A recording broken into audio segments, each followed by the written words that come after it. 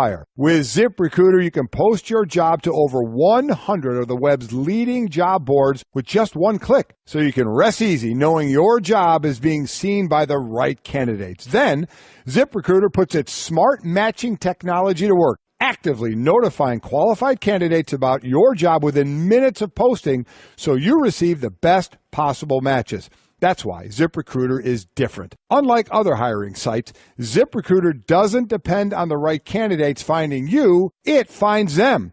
And it's no wonder 80% of employers who post on ZipRecruiter get a quality candidate through the site in just one day. ZipRecruiter, it's the smartest way to hire. Find out today why ZipRecruiter has been used by growing businesses of all sizes and industries to find the most qualified job candidates with immediate results. And right now, my listeners can post jobs on ZipRecruiter for free. That is right, free. Just go to ZipRecruiter.com/M&M. That's ZipRecruiter.com/M&M. One more time to try it for free. Go to ZipRecruiter.com/M&M. Considering home security? Consider this. For 140 years, ADT has helped stop more crime than any other home security company. The yard sign isn't just a sign, it's a line in the sand. It's no wonder 5 times more people choose ADT to protect their homes. Visit ADT.com to learn more. For license information and terms and conditions, visit ADT.com. We roll into hour number 2 on a Friday morning. Glad you're with us. Trey Wingo and Mike Golic here on Mike and Mike. Nay, Golic and Wingo coming there up you go. 27. We're presented by Progressive Insurance. All guests will join us via the Shell Pennzoil Performance Line. And you want to get in touch with us, also reach out to us on Twitter, on the 1-800-Flowers.com Twitter feed. Darius Rucker coming up at the bottom of the hour. Yes, We're very excited about that. His new album is out. We've been singing it very poorly. Yes, in between we have, and he and I deserve a bit of a mocking as well. Oh, yeah, you do. For our little DraftKings. And I'll get into that. I can mock you now because I was with you. Yeah, you were. And I'm not anymore. You were one of us. Now you're not. Thanks, son. I appreciate it. Yeah. We'll get into all of that. Plus, Joey Galloway will join us, talk about the big games in college football. And Herm Edwards, the Energizer Bunny of the NFL, will be here as well.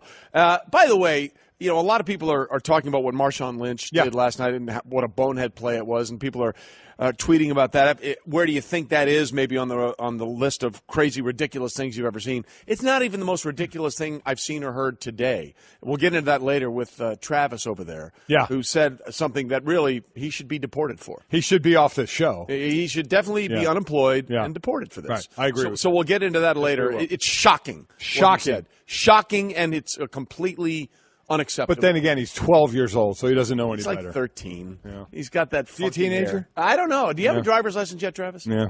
Take it away. He's got his driver's license. Okay. So lots to get into there. We'll tell you what he said. And really, it's the end for him, and we wish him all the best after that. But we get into what was the beginning for Carmelo Anthony and the Thunder. Russell Westbrook did Russell Westbrook things, but the trio of George, Carmelo, and Russell, very solid. Granted, against the Knicks, but in their season debut at home, beating the Knicks 105-84, and everybody in that big trio contributed. Russell Westbrook did Russell Westbrook things. Another triple-double, 16 assists, most in a triple-double in an opening night in NBA history. That is a very specific stat, by the way. It really is. The most assists in a triple-double on an opening night in a day that ends in Y on a Thursday in October before November 15th. Yes.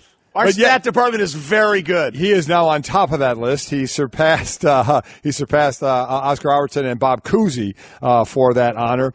But he only took 12 shots on the night. He got his 21 points, his triple-double. Carmelo Anthony took 20 shots. Paul George took 23 shots. So this is how it's going to be. If you're anybody else on that team, you pick up the crumbs, and when you are thrown a crumb, get an offensive rebound and put it back up. Do something with it, and that may get you another crumb after that.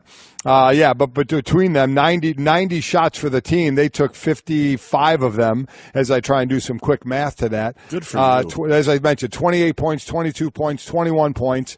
When they were on the floor, all went well, because we all talk about the teams out there that have the new chemistry to have, which we had Charles Barkley on. And he talked about he didn't buy into that chemistry thing too much, because we brought it up with Miami and LeBron. He said they still went to the final. So, you can work it out rather quickly. And you wonder where Oklahoma City is going to be in the West with this. And also take a picture of it, because it's the only year you're probably going to have these three guys together. But how far can they go? That's going to be the question. That's the thing, isn't it? I mean, look, I think we all understand that the Golden State Warriors are the gold standard and where everybody's trying to get to.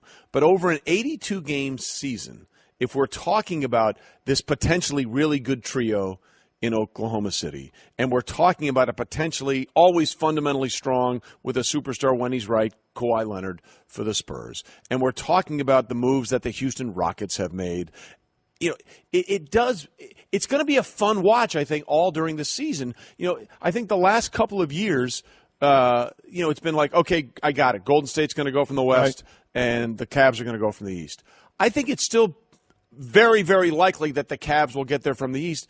But is it that certain that with all this talent in the West that Golden State will once again just get there to the Yes, finals? I think so. I don't think – while I think teams got better, I don't think anybody got as good as Golden State in the 7-game series. Yeah. That's the thing. Barring an injury, listen, we saw it in opening night for Boston, unfortunately, with Gordon Hayward being out for the year. And we saw Kevin Durant miss time last year with the knee, but he came back fine, and that was always going to be the question.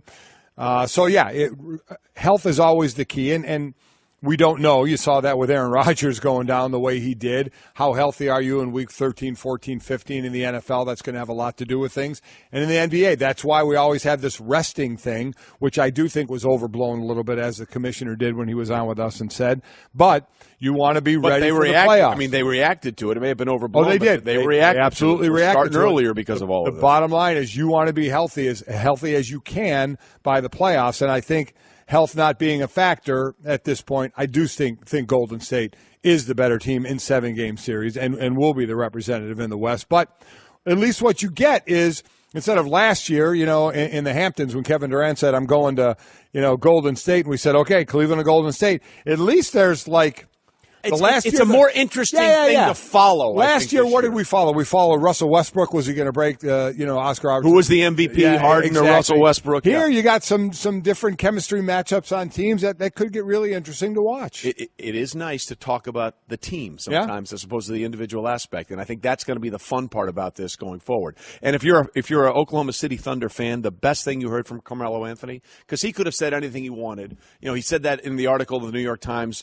before the game. Hey, Phil Jackson was trying to trade me for a bag of chips. Yep. He could have gone out and said this was personal for me, blah, blah, blah. After the game, he said, about the Knicks, that chapter's closed. That chapter's closed. No more Knicks talk. Yeah. And if you're at the Thunder, you're like, love that. Yeah, love it. Hearing it. Let's move on. Both he and George started out cold in this game, but they're going to get the line. What you see, what I said, 23 shots for George, 20 shots for Anthony, 12 for Westbrook. You'll get more out of Westbrook as well, but that's going to be it. These guys are going to that's going to be the shot distribution going on with this team, and some nights these guys will be cold, some nights they'll be hotter, but that's who's going to lead them. Well, the BPI, the Basketball Power Index, or as you like to call them, there they are, views the 4 seed as the most likely outcome for the Thunder behind Golden State, Houston, and San Antonio. 4 seed? What do you think?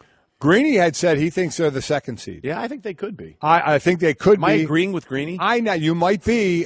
I never count out San Antonio ever.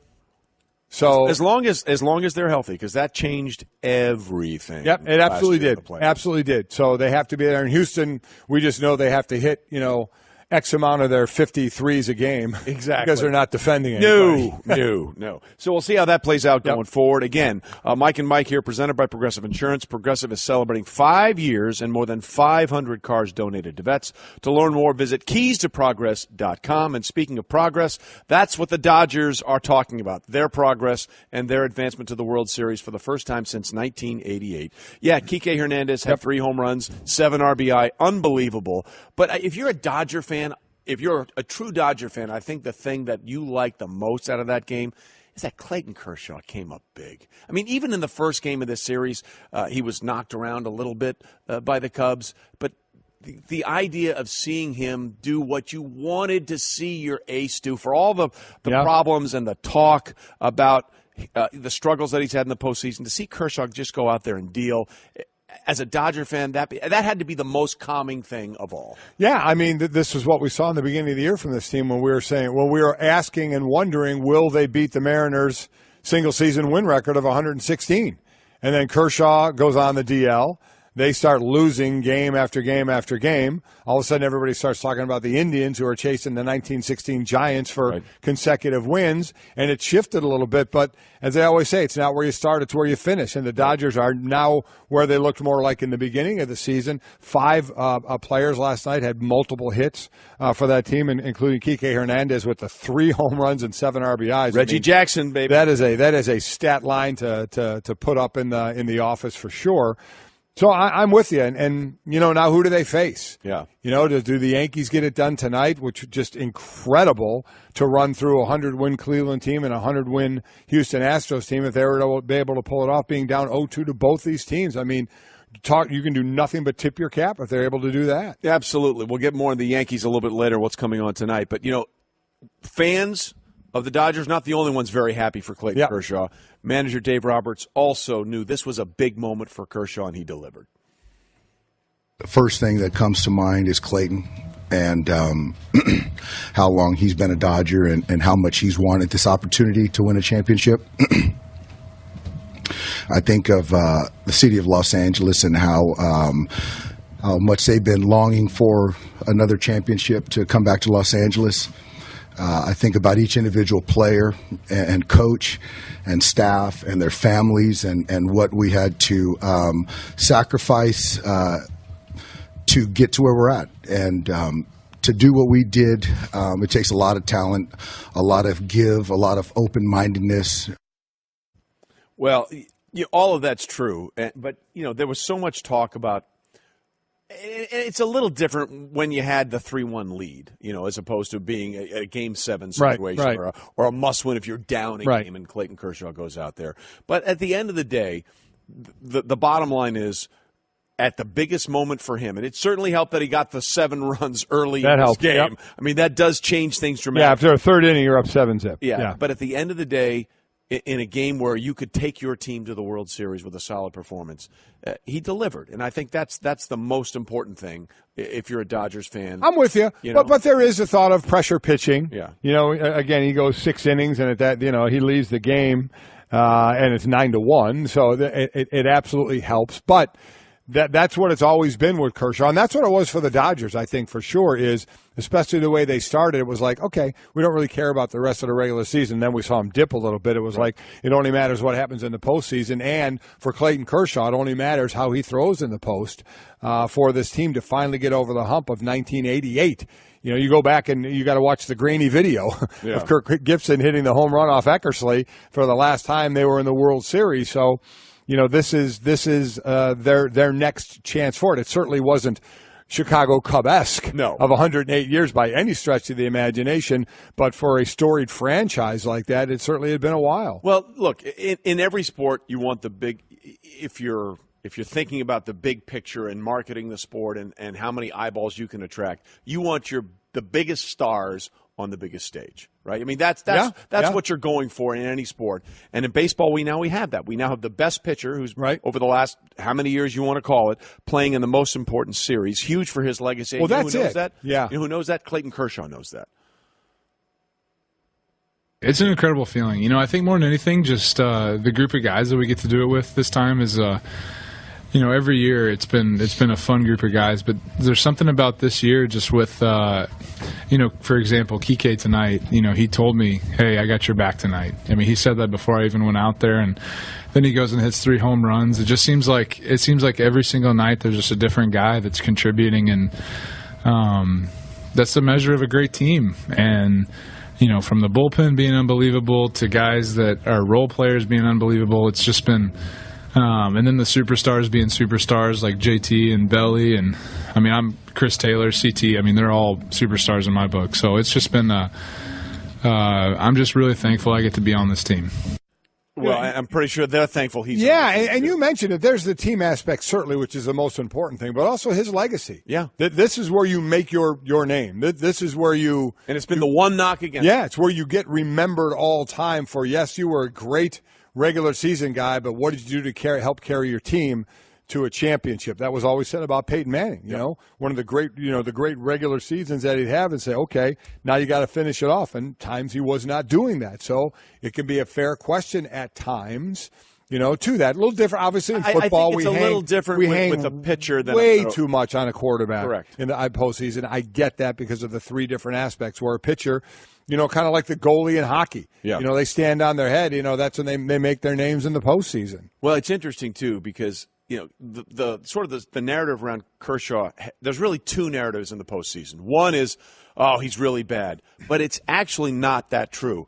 The narrative is he's really bad against one team, the Cardinals. For whatever reason, the Cardinals and the sixth inning have always owned Clayton Kershaw. In fact, we looked it up. Clayton Kershaw, when he's not playing the Cardinals in the postseason, his record is 6-3 with an ERA of 3.7. So that's not terrible. Right. It's just that one team. Yep. That one team right. that he could not get around all those years, the St. Louis Cardinals. But they're not in it anymore. It wasn't there for them, and so now Clayton Kershaw is there, and now the Dodgers await whether it'll be the Yankees or the Astros. And the interesting thing about tonight is how good the Yankees have been at home in the postseason, and they've struggled on the road. They are just 1-4 on the road in postseason. But that one was the one they had to have in Cleveland in Game 5. And the Astros have been 4-0 at home in the postseason. Bottom line is they got it done on the road when they had to, and they only have to get it done one time on the road in the next two games. Yeah. With the way they've been playing against Verlander, who Eduardo Perez brought up a great point.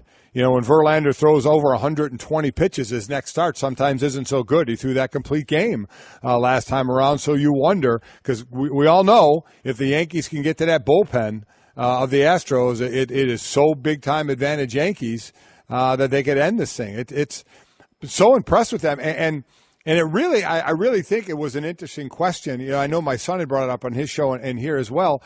Is this a likable Yankees team? They are because they're not.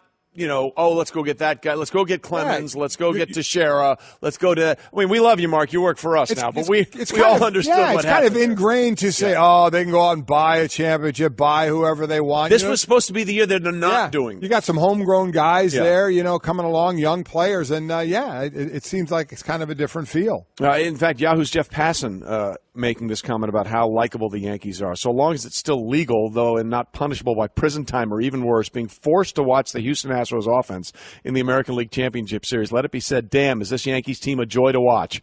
Odd though that may be to read, and honor though that it is to type, denying as much would be whitewashing one of the great stories in baseball's 2017 postseason, in which the New York Yankees look a lot more like the Rebel Alliance than the Evil Empire. Well played. Nice last line. And thank you, by the way, for bringing in the Disney product of Star Wars. Appreciate Coming that out, by much. the way, in December. Go see it, please. Appreciate that, Jeff. Couple of times. But it is true, right? I mean, this is a different thing. I mean, it is. It's a different feel. And people got on those Yankees that won all those World Series from '96 through 2000, and even spilling over into 2009 a little bit. But the core of that team was homegrown. Yeah, yes, it was. There, with Andy Pettitte, Jorge Posada, Derek Jeter, all those guys. They were all. It was built around bringing these. But then guys they up bought a lot of players. They added a lot of accoutrements. They did, and you wonder, is that going to happen now if and when they add Bryce Harper? Absolutely. If they get Bryce Harper next year for $400 we're going to hate. Everybody's going to hate the Yankees again. There they go again. That's fine.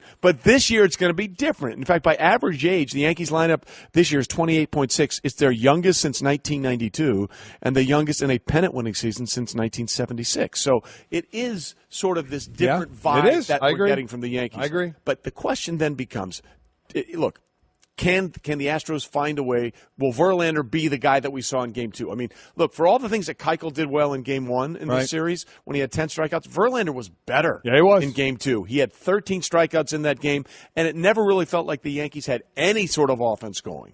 So do we think we're going to get that Verlander, or those numbers that we talked about going to surface themselves? That's going to be interesting because of the number of pitches he threw. And I even spin it ahead a little bit because I'm not directly involved.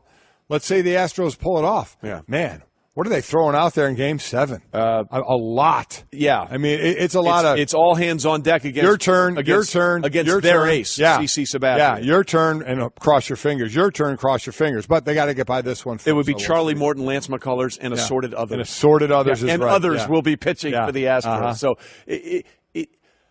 is there more pressure on the Yankees to get it done tonight? Or do you feel like – look, the pressure's going to be there no matter what. I always hear that, and people say pressure's on both teams because both teams want to win. Pressure on the Astros, man. Yeah. I mean, the Yankees kind of like this postseason. Down 0-2 in one series, down 0-2 in another series. Man, we're almost out of it. Swing free and easy. Yeah. You know, nobody's gripping. You know, no sawdust coming off the bats, and they're getting it done. Well, again, Aaron Judge has played like an MVP in this series, but he is a completely different guy home and away. Yeah, he is. He's hitting .333 at home, .053 on the road, and that was the thing that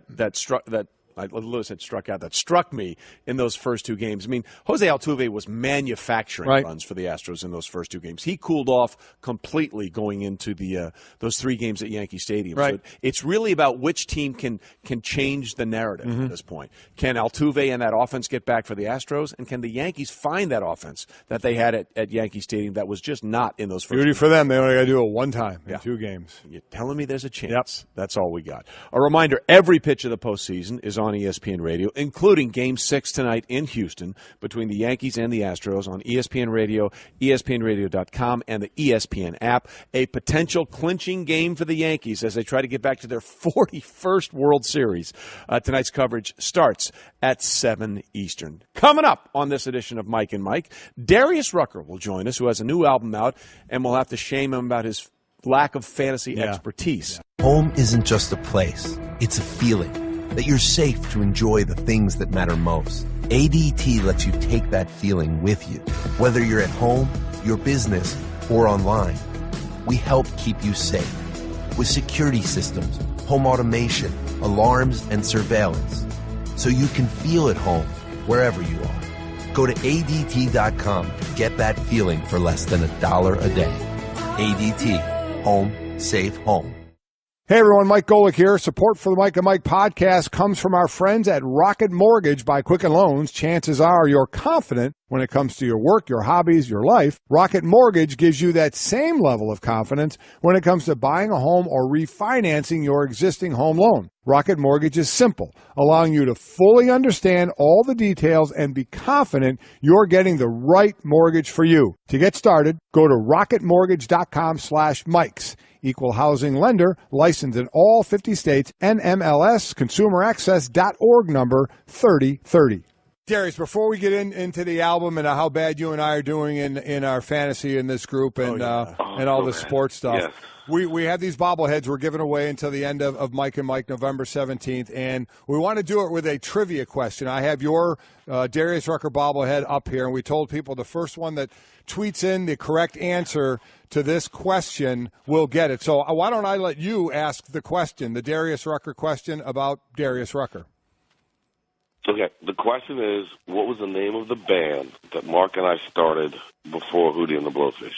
So Mark Bryan, who's part of Hootie and the Blowfish. Who was a Blowfish. What's the name of the band that they started before Hootie and the Blowfish? What's the name of that band? So, people, first one to tweet it in. At 1-800-Flowers.com Twitter feed. There you go. At Mike and Mike, at ESPN Golic, at Wingos, any of those, we'll take them. You get the bobblehead. So, all right, Darius, before we get into anything else, when was the last time the album coming out today? We've heard more than a few songs of it. It's fantastic, great stuff. So, Just tell us about that and give us kind of the behind the scenes of, how long it takes to make an album like this and some of the inspirations.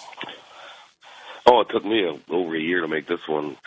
The inspiration was, I was surprised because I don't usually do themes to a record, but this record seemed to be about just living life and doing those things that you, getting out of your rut and, doing the things that you've always wanted to do that you never got to do and doing something for the first time that you've never done. And so it's basically about life, I think. What's interesting, when we go to concerts, we go to any concerts, people always want to hear, like, the hits. And I would imagine at some point you get tired of playing those and like to get to new stuff. So how refreshing is it when you get to go on, the next tour and you get to play some new stuff and not have to play some of the, even though we all want to hear the hits, you get to play the new stuff. Oh, always refreshing. I mean, you got to play the hits and people love that, but when you're on stage, you get to play some new songs from a new record that you're so proud of. It always brings, for the performer, it always brings something extra and fun to the show. So, yeah, you're going to play the hits because that's what people want to hear, but playing those new songs is pretty awesome. Darius Rucker with us on Mike and Mike again. When was the last time is available now? And we've been playing some of those songs. By the way, apparently the song, the story to tell, is going to be played all weekend long on college football for us here. So we're debuting that album all weekend long on ESPN, which is going to be great. Absolutely. And a lot of fun. One of the songs that I really liked on this album is "Life's Too Short." And I thought that summed it up on so many levels. What was the inspiration behind putting that song on this album? Oh, just the title, "Life's Too Short." I mean, people, you go in life and then you start adulting and you get your See, that's you get the problem. Your you do start routine. Adulting. That's the issue. Exactly. And you get into your routine and you do things and that's always just about life's too short, man. Have some fun. Take a second to step back and do something crazy and fun and something you want to do. And life's too short. It's definitely about that.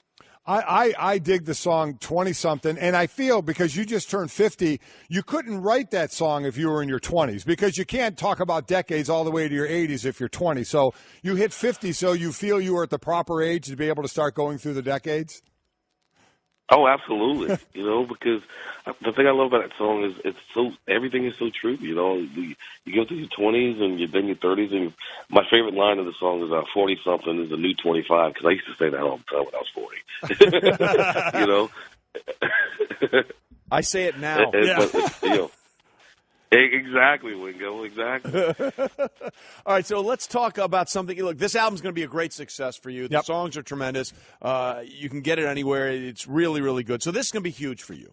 Let's talk about something that has not been huge for you. Man. Let's something that has not been huge for you or my co-host. It's brutal. By the way, we're in this little DraftKings fantasy league. 11 of us. There's 11 of us. It's basically, just so you know, it's the Golic family and others. Yeah. I mean, that's essentially what it is. Exactly. It's the Golic entourage, which continues to grow, and others. And there's 11 people, and, top 3 every week. Finish in the money. Yep. And there's only 2 now. Yes. There's 2 of the 11 who have not won one single dollar. And that would be? That would be me and Darius. Yeah. What is going on? Why are we so bad in this?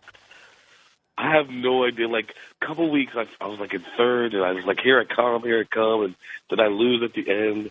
I have no idea. It's so Golic. We are so, and Wingo's talking trash, but he just won money last week. That is true. He's acting like he's been winning one, So it's I don't know, man, but it sucks not winning money. When you see Jenny and Sid and your wife, everybody's winning money, and you and I aren't winning a penny, and it sucks. Here's the thing. The person winning, Cousin Eddie, is someone who we had to ban from one of your concerts because of his actions. Yes. He's winning this thing, yes. And I'm going to catch a lot of hell for this. But you and I've known her obviously all her life since, she's the reason, I'm the reason she's here for 22 years, and you know her extremely well. We're losing to Sydney. I know who talks so much trash the whole time. We're losing to your daughter and your daughter-in-law, who both talk so much trash. But we haven't won a single penny, Golic. That's sad.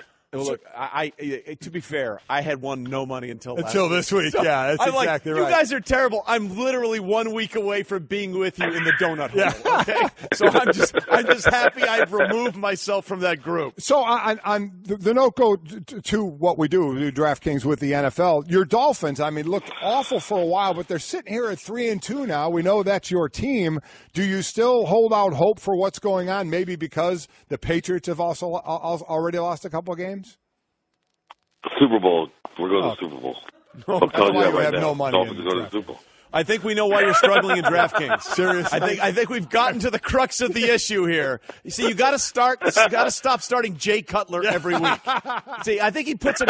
See, I think we've discovered the issue because after he saw Jay Cutler in the Wildcat, he starts him at quarterback and at flex. Yeah, there you go. So I think that might be the problem. Exactly. Exactly. No, it's funny because I love the Dolphins so much, and I want us to do so well. But reality sucks. And the Dolphins are like me in DraftKings. We just really don't have a shot. Yeah, it's not looking pretty, though. Well, Darius, we're really happy for you. We can't wait to get out to the next concert and hear all the new songs here. It's got to be, I'm trying to compare. We do a lot of comparing to your world and the world of sports, and you love the world of sports. What can you compare, the dropping of a new album to, in the sporting world? What would be kind of the equivalent to you? I think it's kind of like I like the World Series right now. It's for me. It's kind of like you're just won that game in the Game 7 in the NLCS, and you're going to the World Series, and you're getting to do that. That's what it's like for me. I mean, it's always a win. You're always excited. You can't wait for people to see it and hear it, and so it's kind of like going to the World Series. We are really happy for you. You know that. And we have a winner to the trivia question. Again, what was the group for you and Mark Bryan formed before Hootie and the Blowfish? And the winner is his handle is, and you guys would like this because you're both big golfers, Putterboy 1912. Got to be a Pinehurst guy. Yeah. Got to play a lot of Pinehurst. There's no way you have that handle and you're not playing a ton of Pinehurst. So, Darius, go ahead. And what was the name of the band? The name of the band was the Wolf Brothers. The Wolf Brothers. Nailed it. There you go. So Putterboy 1912, you get the Darius Rucker bobblehead. Very cool. Very nicely done. All right, Darius, cool. we know you had a concert last night. We appreciate you being with us. Congratulations on the album. And again, on the ESPN family of networks through college football, we'll be playing some of the drops from that album all weekend long. Well, thank you very much. And, Mike, this is our week. You know what? It has to happen sooner or later, right? The good news is it can't get worse. So, we can only go up. It can't get any worse. Exactly. And this is our week, bro. Hey, Darius, God forbid one of us only gets in the top 3 and there's only one of us left without winning. That's going to be bad. Hey, you know that's going to be me, right? With no money. Without a doubt, it's going to be you. Just move on from Jay Cutler. Move on from Jay Cutler in fantasy. You're good. And you know what? Even though you may end up the one with no money in DraftKings, we're not going to feel sorry for you. Things are okay. I'm sure you're not. The rest of life is working out MVP, well. Wingo. All right, brother. Good to hear Darius Rucker with us. Thank you, Darius. See ya. All right, we roll on a Friday morning. Trey Wingo, Mike Golic in the studio on ESPN Radio and ESPN2. We're presented by Progressive Insurance. And again, all guests join us via the Shell Pennzoil Performance Line, as Darius Rucker did. Okay, we just read some tweets about the Yankees and how there is a different vibe about them this year. Even though I get it, they're still high on the payroll, blah, blah, blah, blah, blah. But it's sort of a homegrown group more than anything else. And we had this one Red Sox fan who said the Yankees are a likable team. They even have this Sox fan rooting for them. And then our great staff pulled this one together. The mayor of New York City, a diehard Boston Red Sox fan, told the Daily News editorial board it's still constitutionally impossible to, quote, unquote, root for the New York Yankees. Mm-hmm. That's the mayor of New York. Yeah. How's that working out for him? Oh, listen, I have no problem people sticking with their fandom no matter where they end up. Yeah. It's not like every fan of every team lives in that city. They're all over the place, and they may hold different spot. Chris Christie is quite the Dallas Cowboys. That's exactly fan. right. Exactly. Yeah. So I don't begrudge anybody what their allegiance is to. As a fan, do you? No, but I mean, you also have a constituency you have to be aware of. Listen, and that's on him. I ain't got to worry about New York, that. by the way, not really popular at the moment for a variety of other reasons. He's got. Well, that's exactly right. So this one really not helping. Yeah, not helping a lot. I guess. Also not helping the fact that the Kansas City Chiefs, who were the last unbeaten team, have now suddenly dropped 2 in a row. Mm-hmm. Look, the only good news here: Kareem Hunt continues to shine. Well, it's not the only good news. I mean, Alex Smith still hasn't thrown an interception this season. He had 340 yards, 3 touchdowns, and no picks. But suddenly the magic that sort of the Chiefs had since week 1 when they went up to New England and shocked everybody by taking out the Patriots in the home opener as the Super Bowl champs, they've suddenly dropped 2 in a row. What's your level of concern right now? Well, what happened last night? They made it to a desperate team in their division. They did, and Amari Cooper was targeted 19 times. Antonio Brown's the only other one from the Pittsburgh Steelers that was targeted 19 times this year. It was against Jacksonville. 11 receptions, averaged 19 yards per catch. Who's missing deep in the Kansas City defense? Eric Berry. Kind of that safety net that he can be out there. Literally a safety net. So, did that come into play a little bit? Because you score 30 points, you think you're going to win the game, but you give up 31, right? And all of a sudden you're not. I know there was a couple of penalties at the end. They were untimed plays, and because of it. But, you give up 31 points offensively. You got it going on pretty well. As you mentioned, Carr's numbers thrown for over 400 yards. But he did throw it 52 times. So going forward for them, that's not the recipe. No. We already, got the bone broken in his back. Throwing 52 times and putting yourself up to the possibility of getting a hit there is not going to help you. You ran 21 times. So there are still questions there to me. But for Kansas City, I mean, as I said, you put up 30. Kareem Hunt did have 117 scrimmage yards. So He is now the second player ever in his first 7 games. Only behind Eric Dickerson. Only behind Eric Dickerson in 1983 to go over 1,000 scrimmage yards in your first 7 games. He has 1,002, so he's doing his thing. So is there a level of concern? I think what it does, I still think Kansas City's a really good team, but what it did is I think it brought the level back down to, okay, we thought they were kind of stepping out a little bit, but what we're seeing is what we thought we may see at the beginning of the season, that AFC West, just kind of like we're going to see with the Big Ten in the next 3 or 4 weeks. Really tough. Kind of beat each other up a little bit. Well, and there's a huge game coming up now because the Chargers suddenly have won 2 games in a row, and they're feeling pretty good about themselves. The Broncos lay that egg on Sunday night. Yeah. They go to L.A. to take on the Chargers, but they have the mini-bye, the Chiefs do. But coming out of the mini-bye, they got to go to Denver on a Monday night game, which is going to be great. Oh, that's a home game. That's a home game against Denver. Sorry. Right. And then they go on the road to Dallas. We don't know what the situation's going to be with the Cowboys. Then they have their bye week. And then they go to the Giants, Buffalo, the Jets, Oakland, and Los Angeles again. So, if after the extended rest they have trouble with Denver, then you got real problems for the Kansas City. I think, like I said, I think it turned into the division we thought it might be. Where in the beginning we thought, oh, wow, are they going to start pulling away? I think it turned into a close division with 3 possible teams making it. Real quickly, just started thinking about this. The last 2 years we've had a team start 5-0 and not make the playoffs. Right. So not saying that for Kansas City. Not saying. But keep that in mind. Mm-hmm. College football talk next with Joey Galloway. What if hiring could be easier, more streamlined, and less time-consuming, so even when you're busy, you could still be smart about the way you hire? With ZipRecruiter, you can post your job to over 100 of the web's leading job boards with just one click, so you can rest easy knowing your job is being seen by the right candidates. Then, ZipRecruiter puts its smart matching technology to work, actively notifying qualified candidates about your job within minutes of posting so you receive the best possible matches. That's why ZipRecruiter is different. Unlike other hiring sites, ZipRecruiter doesn't depend on the right candidates finding you, it finds them. And it's no wonder 80% of employers who post on ZipRecruiter get a quality candidate through the site in just 1 day. ZipRecruiter, it's the smartest way to hire. Find out today why ZipRecruiter has been used by growing businesses of all sizes and industries to find the most qualified job candidates with immediate results. And right now, my listeners can post jobs on ZipRecruiter for free. That is right, free. Just go to ZipRecruiter.com/M&M. That's ZipRecruiter.com/M&M. One more time to try it for free. Go to ZipRecruiter.com/M&M. Considering home security? Consider this. For 140 years, ADT has helped stop more crime than any other home security company. The yard sign isn't just a sign, it's a line in the sand. It's no wonder 5 times more people choose ADT to protect their homes. Visit ADT.com to learn more. For license information and terms and conditions, visit ADT.com. Good morning and happy Friday, everybody. We made it. The weekend is here. Glad you are here with us on Mike and Mike today. Golic and Wingo. Mm-hmm. Trey Wingo and Mike Golic Sr. What a day, what a show, what a time.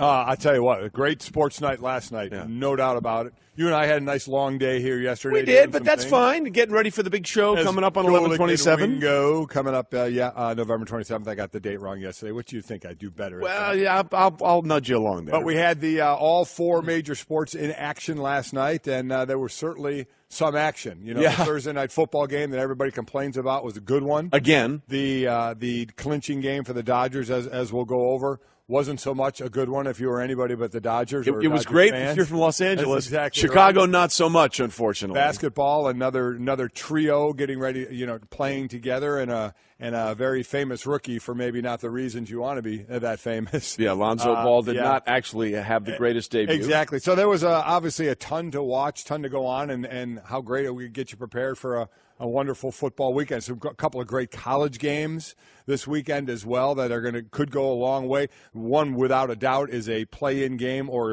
possibly play-in or certainly play yourself out for the losing team for Notre Dame USC. So we have a lot going on. Look, it's a great time. This is that sort of confluence of all the sports that we've talked about, which makes this one of the most energetic, entertaining times in the entire sports year. So, again, we got all the stuff coming up. We also have, just so people understand, coming up on the day, Eduardo Perez, ESPN's Major League Baseball analyst, will join us. Joey Galloway will join us to talk about the college football, the big games you talked about, and some other ones coming up this weekend. Herm Edwards will be here, and Darius Rucker will be here as well. Just dropped the new album, and it is a really good album. Really good album, and we haven't had him on in a while, so he's doing his thing. As his album drops today, he'll be all over the place talking about it, but he'll come on 7:30 Eastern time. And to boot with that, of the bobbleheads that we're giving away, one of the bobbleheads we have is a Darius Rucker bobblehead. Very nice. So the beginning of that interview, we will have Darius ask a trivia question about Darius.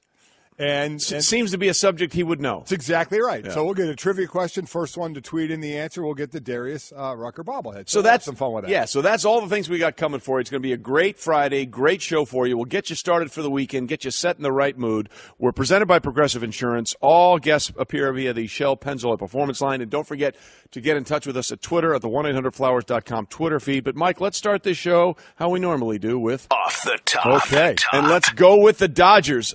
So much for drama. They reached the World Series for the first time since '88 with an 11-1 win over the Cubs.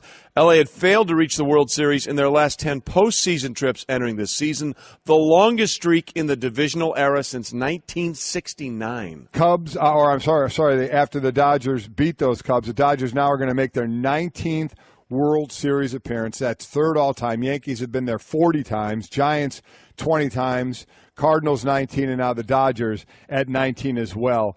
And it came from an unlikely source. Hernandez, 3 home runs, 7 RBIs. I mean, not bad. What a night to have a night. Yeah, absolutely. And it was reminiscent a little bit of Reggie Jackson in the 77 World Series, where in the Game 6 clincher, he had 3 home runs on 3 pitches from 3 different pitchers.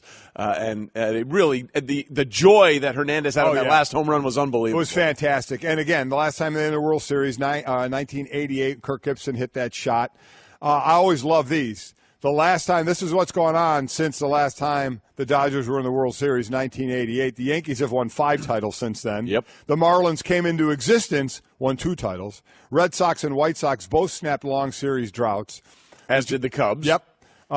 Corey Seager was born after that, as was Cody Bellinger and Yasiel Puig, 94, 95, and 1990 for those 3.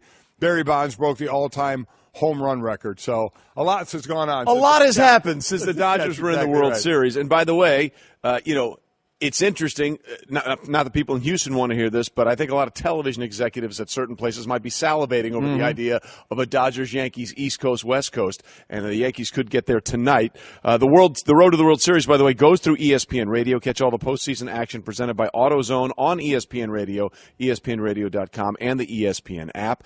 Those aforementioned Yankees face the Astros in Houston tonight, 1 win away from their 41st World Series appearance. I'm sorry, go ahead. Yeah, the Yankees have already beaten one 100-win team. Right. Sorry, the Indians. Yeah, it was in the script. I was trying to cut you.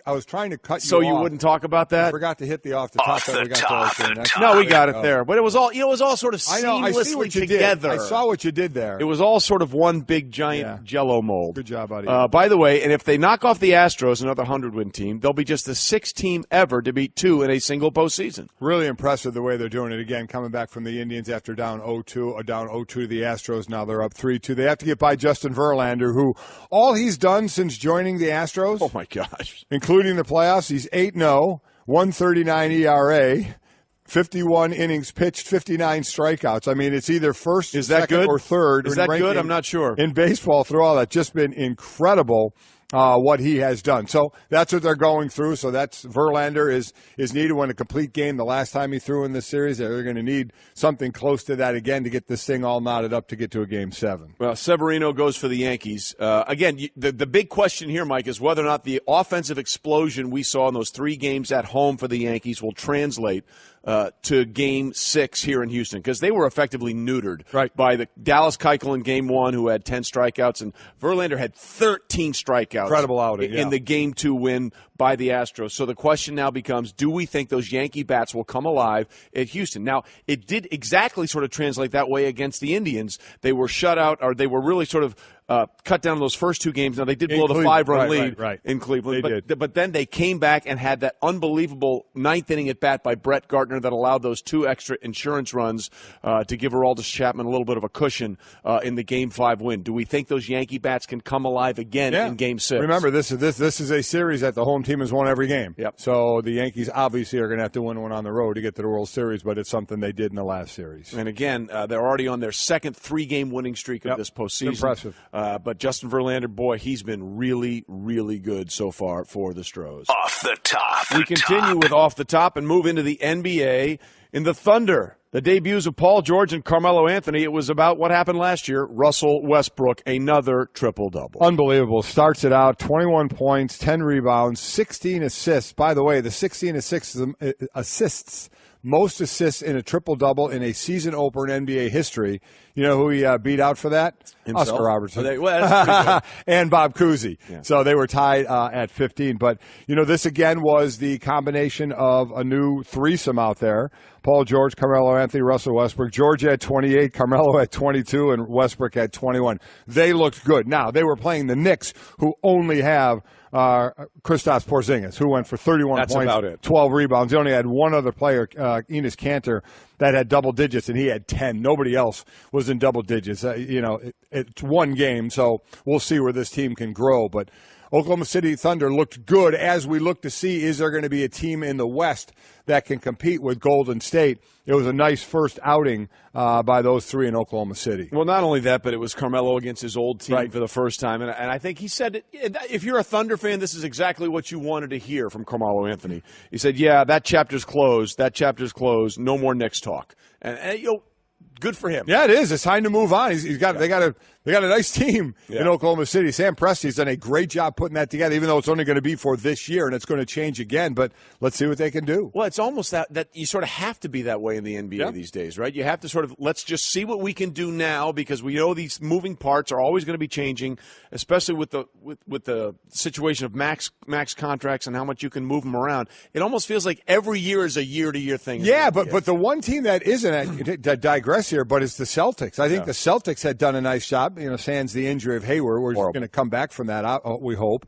But how they built for now to be good now, but also for years to come. They look like they're going to keep a lot of their parts going forward, where the others, I understand, especially in the West, the pieces you see in place right now could be in different spots next year. Well, it's really going to be interesting because the injury to Hayward obviously changes everything in the East. And barring injuries to huge players for the Cavaliers, hashtag LeBron, or Dwayne Wade's knees don't hold up, or Derrick Rose's knee doesn't hold up. It sure looks like, and I know we're saying this in October, but we could have said it last year. That's exactly right. It sure looks like they're going to be there. Yeah. And then you have an impressive debut for the Thunder.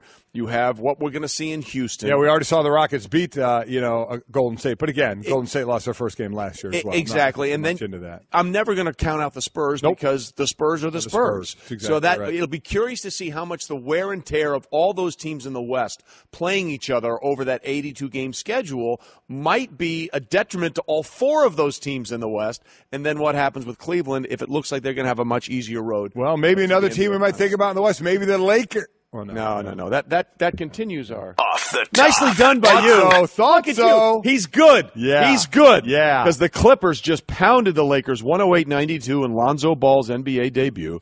He ran into Patrick Beverly, first-team All-NBA defensive performer last season, and he lived up to that billing. Certainly did. Mr. 94 feet, as they say. Lonzo Ball was 1 of 6. He did have 9 rebounds. He had 4 assists, had just 3 points in this one. Beverly was all over him. Very interesting when you hear what Patrick Beverly said after the game to Lonzo Ball. Yeah. It was very interesting where that went. But, the Clippers, obviously the better team here. Blake Griffin, 29 points. How about DeAndre Jordan? 24 rebounds. That's what he's there for. Points, 24 rebounds. But, this was a spotlight on a young Lakers team trying to grow. Everybody talking about who may go there next year to build this super team, and Lonzo Ball will be the guy that control. And listen, I like him. You watch him in the Summer League. We all watch the Summer League more than any we've ever watched the Summer League before. Right. And after a rough start for him, he was the MVP of the Summer League. You can see it. You can see what his abilities are, how he sees the floor, and where he may go. But it was his first NBA game. Let's not expect too much. There's only one person out there that's expecting way too much out of this guy too early. We know who that is. It's his father. He's going to go through some growing pains, but I like the way he plays, and I think he's going to be a really, really good player, but it's just not going to happen right out of the gate. Not only do you like the way he plays, you like the way he dealt with the adversity afterwards. He said, look, I didn't play good and my team didn't win, so it was a terrible night. I mean, look, Beverly was a big part of that. Yes, he was. He spent a game-high 29 plays guarding ball, and in those, the Lakers shot 7 of 21 from the field and had 4 assists to 7 turnovers. It's going to be a learning experience. Yep, it is. And he'll get better, but obviously not the start he was hoping for, nor the start that the Lakers or Laker fans were hoping for. And we'll finish off the top with a little football game. Yes. Boy, that was a great football game last night as the Raiders defeated the Chiefs 31-30 on a crazy finish with 2 plays down the two untimed downs when it was all said and done, leading to that final touchdown for the Raiders. Yeah, it was, and this is what we're going to get into, but just quickly, it was a game-winning drive by Derek Carr. I mean, it's your classic game winner when you go by the numbers of that. 11 plays, 85 yards, 2 minutes and 25 seconds. He takes him down the field, gets the winning touchdown, as Trey said, after 2 penalties at the end of regulation, so he had an untimed play. One of the penalties I did not agree with. The other absolutely was a penalty, but we had a melee during that game where Marshawn Lynch was thrown out of the game, so a lot to get to in this game. Yeah, beast mode went least mode pretty quickly in that one, and we'll get into that as we finish up. Off the top. All right, don't forget Mike and Mike is presented by Progressive Insurance. We'll compare rates for you so you get the best deal even if it's not with us, saving you time and money. Now that's Progressive. Call or click today. Okay, there's so much to get into that Thursday night game between the Raiders and the Chiefs. Let's start on the positive side for the Raiders. Yes. Look, they had gone through 4 straight games and lost them all after a 2-game winning streak to start the season. Their offense was moribund, for lack of a better term.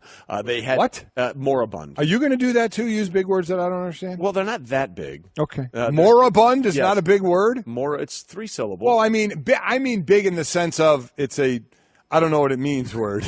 Okay. It was bad. All right. See, why can't you just say bad? Because moribund rolls off the tongue. What about this show? What about you and I on this show would make you think you could use a word like moribund? Just because I wanted to hear your reaction when I used the word moribund. Unbelievable. So it was moribund, and it was morose at times. Okay. See, now that one you get. I morose like that you one. get. Yes, I do. But it suddenly was energized. And how about Amari Cooper, right? This guy has been vilified all year. Well, he's been dropping balls. I mean, rightfully so. League high, 7 drops going into the game. Had another one last night. But he showed up in the first quarter. I think he had 27 fantasy points alone. And that really, I really believe, Mike, that sort of jump-started that entire Raider offense and their fan base last night, finally seeing their number one wide receiver play like a number one. And they want to get him involved. And Hembo, I don't need it just this second, but I wonder how many guys have been targeted more than 19 times. He was targeted 19 times. There were 29 passes last night thrown by Derek So you're Carr. saying it was heavy to Amari Cooper? Holy, 29 passes, 19 targeted for Amari Cooper. I mean, that's just, and he caught 11 of them for 210 yards. A couple of TDs that were early on in the game. I mean, he had that monster game, and they need that because Crabtree, I think, had been playing well for the Raiders without question. They needed Cooper to step up. Cook, their tight end, has been a great weapon for Carr. He had 6 catches last night for over 100 yards, so I really like what he does in space as well. So they did need that. Yeah. They ran the ball 21 times, passed it 29 times, didn't run for over 100 yards, averaged a little over 4 yards a carry, but we're starting to talk about that O-line, kind of like the Dallas O-line. We're not seeing that great rushing attack out of these two teams like we saw some last year. So from that side of it, the Raiders did a very nice job. Kansas City, I mean, listen, Alex Smith, you score 30 points, you think you're gonna win the game. Well, Alex Smith threw 3 touchdowns, 340 yards, and no interceptions. Exactly. Lost. Yeah.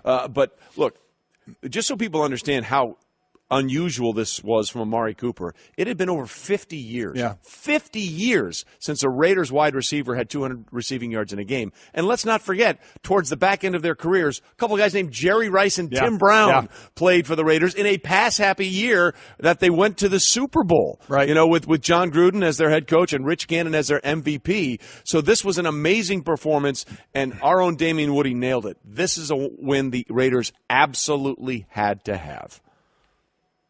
You win a game on a short week. By the way, the last time the Raiders beat Oakland, the Raiders beat the Chiefs, it was on a short week. Okay. So to be able to do that against a divisional opponent absolutely just breathes life into your organization. Mm-hmm.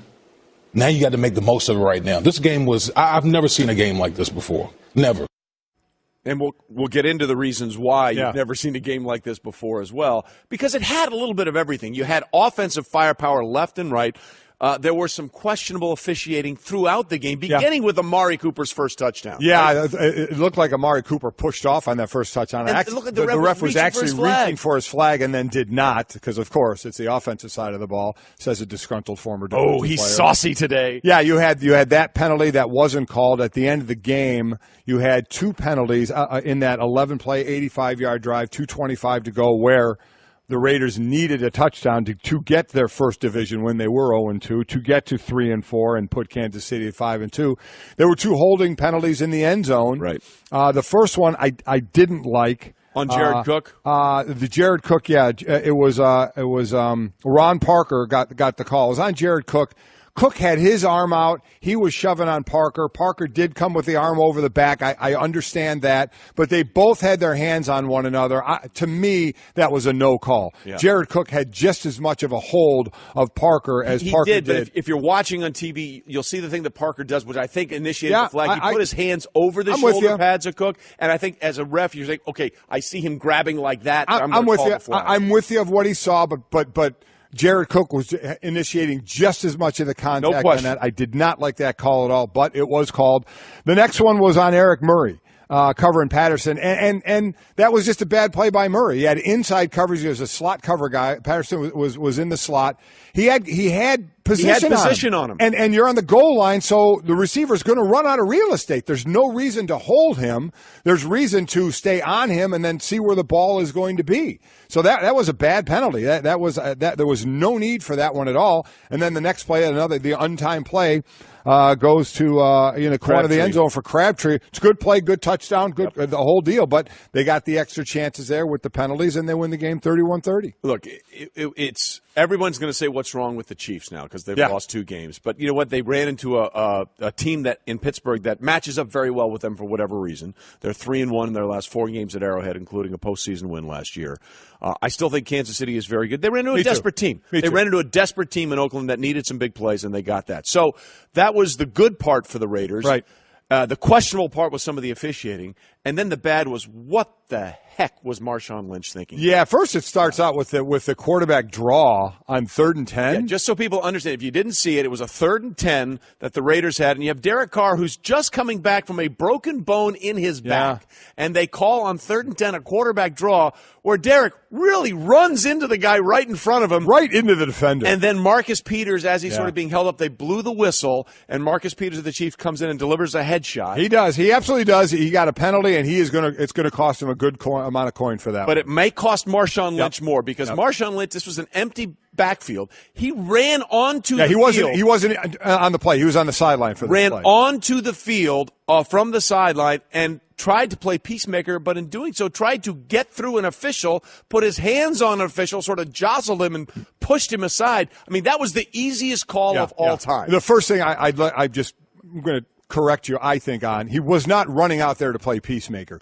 You don't sprint from the sideline onto the field to play peacemaker. He was trying to get at Peters. He was not trying to play peacemaker. Well, he and Peters are both from Oakland. They go way back. A lot of people, Justin Forsett, the former running back, tweeted about this, that, look, these guys know each other. I think he was going Look, you're right. I don't know what I don't think there was any. I don't care if you were best friends growing up. Yeah. That dude just took a shot at your quarterback. You can be best friends after that. To me, he wasn't running out there to play peacemaker at all. He was running out there with a purpose, Peters, without question. And then he grabbed the official. He knew it. He walked off the field before they even made the call. He was taking his gloves off. He knew he was going to get tossed. As soon as you grab the ref and push the ref, you're done. Especially when you sprint from the sideline. From the sideline. So he's going to get fined for the ref thing, to running out. He might get suspended. Oh my God, running on the field, that was already going to be a 15-yard penalty.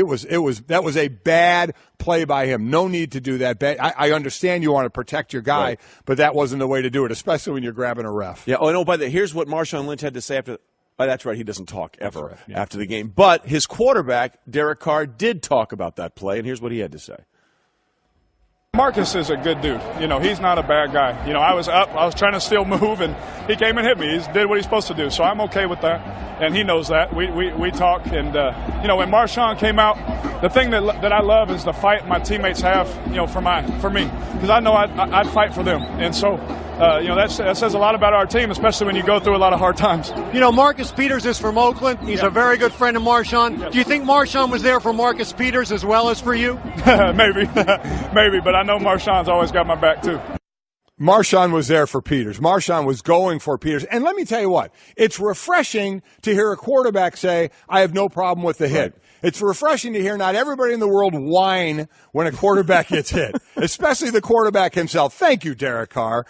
Peters felt he was making a football play, took advantage of the situation, and in this day and age of the game, you can't do that as much. Right. I keep going back to when I played thing. You kids get off my lawn. Well, not really. That hit would have been just fine. Absolutely. Right? There would have been nothing wrong with it. Now they want that type of thing out of the game, and I get it.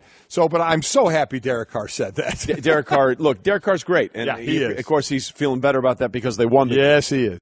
Hey, everyone, Mike Golic here. Support for Mike and Mike podcast comes from our friends at Rocket Mortgage by Quicken Loans. Chances are you're confident when it comes to your work, your hobbies, your life. Rocket Mortgage gives you that same level of confidence when it comes to buying a home or refinancing your existing home loan. With Rocket Mortgage, you can apply simply and understand fully so you can mortgage confidently. To get started, go to rocketmortgage.com/Mikes. Equal housing lender, licensed in all 50 states, NMLS consumeraccess.org number 3030. Home isn't just a place, it's a feeling that you're safe to enjoy the things that matter most. ADT lets you take that feeling with you, whether you're at home, your business, or online. We help keep you safe with security systems, home automation, alarms, and surveillance, so you can feel at home wherever you are. Go to ADT.com to get that feeling for less than $1 a day. ADT. Home. Safe home. I may have to stand corrected. The more I'm sitting there reading about it, people are saying that with Marshawn Lynch, he was going out there to come, which to me is even crazier. You're going to sprint off the sideline knowing full well that's a penalty and you're going to get fined. Well, you know what? Mo does his own thing. Yeah, he certainly does. Listen, apparently he rode the BART train with Marcus Peters, with Chiefs and Raiders fans after the game together. Listen, if he went out there to calm Peters down, I stand corrected. If I'm wrong, I'm wrong. But it could be my best friend. Yeah. If he just hit my quarterback like that, I'd be sprinting out there to get in his face. We can be friends again after the game. I played the game with a lot of guys who were friends. They weren't friends when I played. Yeah. They were friends after the game. But, hey, if that's what he went out to do, I stand corrected. All right, well, we'll get into that a little bit later because we got a lot of football talk coming up. But we're great to have our own Eduardo Perez here with us talking about the Dodgers' big win. Look, I think every Cub fan expected, Eduardo, this was going to happen eventually because it's only once has a team come down from down 3-0 to win a series and move on to the World Series, and that, of course, was the Red Sox in 2004. But, boy, the Dodgers made sure that the Cubs fans knew that this was not going to be a repeat of that early in this game. They took advantage of it quickly, and I think they've learned from getting whooped in the past. Right. It's been already 4 years. What do you do? The high salary that they have, the experience that they've gained. They set a goal, and it's not just to get to the World Series, it's to win it. And you hear a lot of the players after the game express that. They're like, okay, it doesn't matter if it's Houston or New York that they're going to face. It's how are they going to win against those two teams. And they're a really difficult team to beat. They're a team that can beat you on the bases. They can beat you with power. We just saw that. They can beat you with pitching. Their bullpen is lights out. It's a different team every single day, and that's what makes it so difficult for them to get beat on a consistent basis. So if I say Kike Hernandez is going to hit 3 home runs, have 7 RBIs, how much you buying into that on the bet before the game? Unless not at all. Yeah. But then it's funny because you listen to him after the game, and he's talking about, well, I was texting my mom back in Puerto Rico, right, where are you going to watch the game? And she's like, well, I watched it at home yesterday, and you guys lost, so I'm going to go back to your grandparents and watch it there. And watch it there. So they had the generator on because in Puerto Rico still 65% of the island, better said 80% of the island is without power. Yeah. They got the generator working. They got the satellite dish. Let's go watch the game. And she's like, just make contact. She's like, no, I'm not making contact. I tried that for the last 2 games I started. I'm going deep, Mom. She goes, no, just make contact. I'm going deep. 2 pitches later. Wow. 2 home runs, 5 2 RBIs. home runs on 2 pitches. That's a great story. 2 pitches. That's a great story. And, he had the hat Pray for Puerto Rico on before the game, and he had to take that off. And the Dodgers sort of went to him and said, look, I understand you're upset about that. Just focus. Get on base a couple of times, and we'll make a donation. And he hits 3 home runs and gets 7 RBI. Donation. That's a huge donation. That donation better be big. I'm just saying. That donation better be very, very big. And speaking of big, look, this is a guy who's been maligned his entire career for not being able to throw the kind of start you want in pressure situations in the postseason, and Clayton Kershaw came up with a gem through 6 innings. Isn't it unbelievable? The first couple outings you have in postseason play, because you've been dominant, you get whooped by the Cardinals. It's basically what happened. But it was the Cardinals in a specific it inning, I think. Right. More than anything. It was the 6th inning, if I'm not mistaken. 6th inning, that was his danger zone inning. Now, you go back his last 8 starts, the Dodgers have actually won 7 of those in postseason. So he's been lights out. He came in yesterday, had 5 strikeouts through 6 innings, and most importantly, had 8 ground ball outs to 1 fly ball out. That's the ratio that you want out of a Clayton Kershaw. That's the ratio you usually expect, let's say, if it's out of a Dallas Keuchel when he's going well for the Houston Astros. So having Kershaw knowing that now he doesn't have to throw 8 innings, doesn't on every specific outing. He can let it go a little bit more. He can really start trying to hit his spots. He can pitch around certain guys because he knows his pitch count doesn't have to be low going into the 8th inning. You have a great bullpen there. You have a bullpen that starts off now with Kenta Maeda throwing 94 to 96 miles per hour for 1 inning. Who thought that, going into the season, that he was going to be your 7th inning guy? Brendan Morrow has taken over for Pedro Baez, which really struggled down the stretch, not even on the postseason roster. He's throwing in the 8th inning. And then you have Kenley Jansen, that we all know what he can do in the postseason. And if you need him to be extended, he can give you 2 innings now in the World Series. And they didn't need him to do that during this postseason so far. So they have an identity that they didn't have before. And this is what even makes this team even more dangerous than in the past. So we have to get an opponent for them, either the Yankees or the Astros. Yankees up 3-2, and when it was 2-2, we were like, okay, now Yankees got to go through Keuchel and Verlander. Well, Keuchel, check, halfway there. they got to him. Verlander goes to the complete game, but a lot of pitches. And you made a very interesting point to us before the segment started about now everybody's like, oh, Verlander, complete game. Right. He's going to do it again to get this thing 3-3. But you may have a little question about that. Yeah, if you look at it with Verlander, every time he's thrown over 120-plus innings, his next outing, pitches. His next outing is not solid at all. We're looking at an ERA around 4.5, and it's rightfully so. I mean, you wear out a little bit more. That means now that you cannot have the same outing you had the time before. Last time he had 13 hitters where they were 0-2 counts in the game. That's unheard of. 13 hitters, 0-2 counts. He comes through big time and gets all those 13 hitters either to strike out 7 of them, the rest to fly out. It's an impressive stat for Justin Verlander. But then again, this is postseason play, and will you bet against Justin Verlander? That's the question. I don't. Yeah. But the good thing for the Yankees is it's not like it's a Game 7 Justin Verlander where you must win, and I think that will relax this team a little bit more. Yeah, and they've got CeCe going in Game 7 if they have to get to Game 7, and he's been 2009 CeCe Sabathia so far in this postseason. Mike and Mike on ESPN Radio and ESPN2, presented by Progressive Insurance. All guests join us via the Shell Pennzoil Performance Line, and, of course, get in touch with us on the Twitter feed at 1-800-Flowers.com. Twitter feed. But let's talk about Aaron Judge here for a minute, because he's been tremendous yes, he has. at Yankee Stadium. Yes. He's hitting .333 in the postseason, but just .053 in road games. How do they get him going? And if you're Justin Verlander, how do you make sure you don't give him pitches to get him going tonight? Doesn't this sound a lot like the Houston Astros when they were at Yankee Stadium, a young team that struggled offensively also to hit in a place, in an environment where they're not used to, they're not comfortable? What he did was he was swinging pitches out of the zone. And in Yankee Stadium, for some odd reason, he feels comfortable in that batter's box. His environment, his routine is set up.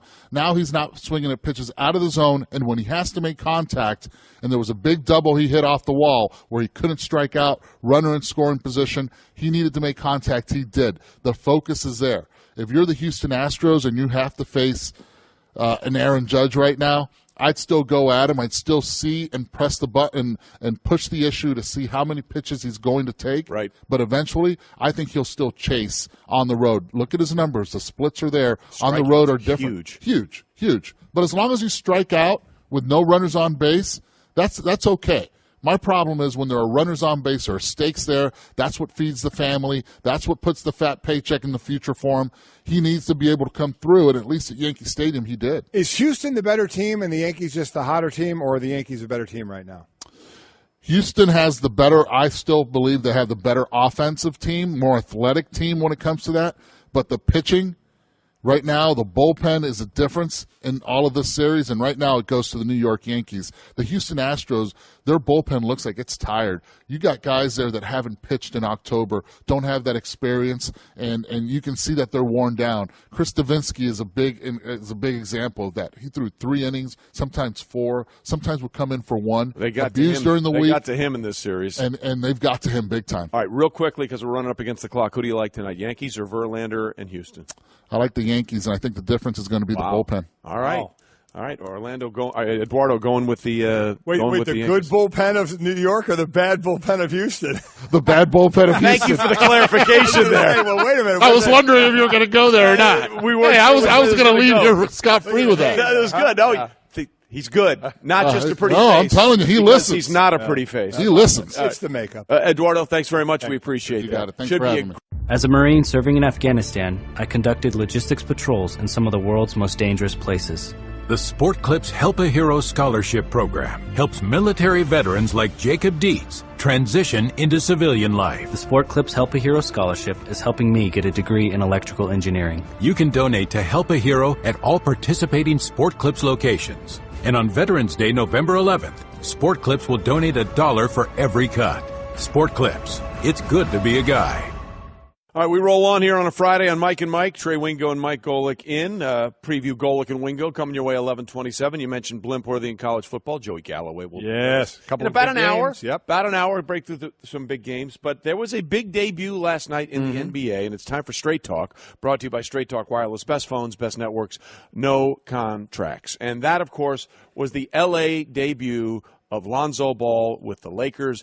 It did not go as planned for Lonzo nor for the Lakers, as Patrick Beverley shut him down completely, and the Clippers won that game with ease, Mike. Yeah, Beverley, listen, an all-defensive player, and 4 feet. As you're going to hear in a moment, there was a little bit of motivation behind that. But, it's a young Lakers team right now. Is Brook Lopez the best player on that team now until we see what these younger guys like Ingram and Ball are going to do? It's a team that's going to be growing, and a lot of talk of, will free agents go there after this year? We'll wait and see. We're one game into 82, but it was the much anticipated first game of Lonzo Ball, and yeah, he got stymied. But he's not the first or the last guy to come out of college that's going to have a tough opening night. I like him as a player. I think he's going to get better, but I did think it was interesting after the game with Patrick Beverley and kind of the route he took. Yeah, just so you look at the numbers for Lonzo Ball. In 29 minutes, he was 1 of 6 from the floor, 0 of 2 from the line. He only had 3 points. He only had 4 assists, and he had a bunch of turnovers as well. I think he had 2 turnovers. So he was minus 14. Minus 14. Yeah. And obviously not what he wanted. And you alluded to it. And here's what Patrick Beverley of the Clippers had to say after the game about the extra motivation that he had. I just had to set the tone, man. I told him out the game, man, due to all the riffraff his dad brings, that he's gonna get a lot of people coming at him. You know, he has to be ready for that, and I let him know after the game. But, you know, what a better way to start with Mr. 94 feet guarding tonight, you know. Man, how much do you embrace you? I'm not done. Welcome to the little young to the NBA. Yeah, laying down the gauntlet right there. That's what's going to be expected, and what Lonzo should expect because of the big baller brand. And listen, to even go away from that for a moment, when you're a rookie, when you're touted as a rookie, as number 2 pick of the draft, you're coming in, you're as a youngster, a one and done, a teenager, maybe 20, but usually these guys are 19, 20 years old. Do you think these veterans want to get shown up, by young players doing one and dones and coming out? And some have come out and done well, but you're going to want to clamp these guys down anyway. But Patrick Beverley, we brought this question up a lot. Are guys going to go after him extra hard because of what his dad said? And Patrick Beverley went up and told him, listen, the next 5 guards he plays against, Eric Bledsoe, Drew Holiday, John Wall, Kyle Lowry, and Ricky Rubio. Bledsoe averaged 2 steals a game. Holiday and Lowry ranked among the top 4 point guards in defensive real plus minus. Wall is a former all defensive team player, and Rubio averages over 2 steals a game. So it's and if there truly is that extra motivation, that we always said. There certainly was for Patrick last night. And he laid it out there. He said, that's what your dad did. Yeah. As I said, I don't want to make it all sound like the only reason they play tough against him, because he is a rookie and you're going to play tough against him, and he's going to learn. I do like Lonzo Ball. I do think he's going to be a good player. That's the thing in this. I think the way Lonzo has handled all of this has been remarkable. It's been remarkable. And they even did that Father's Day commercial. Yeah. He's been very self-effacing about the whole thing. And that's the hard part, because the kid has handled all of this with grace, and now he's having to deal with the fallout. Other people that I used to always say, don't make me put out someone else's fire. Right. And that's sort of the situation that Lonzo finds. He's having to put out a fire that has really nothing to do with him. I mean, Schlereth's line, Mark Schlereth, our old buddy here, used to always say, I have to cash a check you wrote. Yeah. Don't be writing checks that I got to cash, and Lonzo has to cash that check, and of course his dad spoke after the game. We're not playing it. I mean, you can go ahead and find that somewhere else. It was an embarrassment. It sounded ridiculous. So we're not even wasting our time with that. How do you feel about that? It's just ridiculous. I wasn't clear, so I just wanted to make sure. My gosh, yeah, but again, but that's the reality for Lonzo Ball. That's exactly what it's going to be like. All that being said, I do think he's going to be a good player. Just the way he has vision of the court, and once he gets some games under his belt, I look forward to seeing what he does and that team does with some young players. So we'll see. All right, that was Straight Talk Wireless, nationwide coverage on America's largest and most dependable 4G LTE networks. Okay, lots more coming. We're just getting started on the first hour here of Mike and Mike. Coming up, more fallout on the Raiders win last night, plus Darius Rucker, new album out. He'll join us in the next hour. That's all ahead. Stay with us. Mike and Mike on a Friday. I just saved hundreds of dollars by switching to Geico. I've never felt more alive. Disclaimer. Geico cannot guarantee you will feel more alive. You either possess functioning respiratory and circulatory systems, or you do not, or you are a zombie. If you are indeed a brain-starved zombie and you would like to save money on car insurance, the Geico legal team applauds your excellent life choices, even in your shambling afterlife. But we strongly encourage you to visit geico.com or download the Geico app. Please stay a minimum of 500 feet away from our large and presumably delicious, delicious brains. Geico. 15 minutes could save you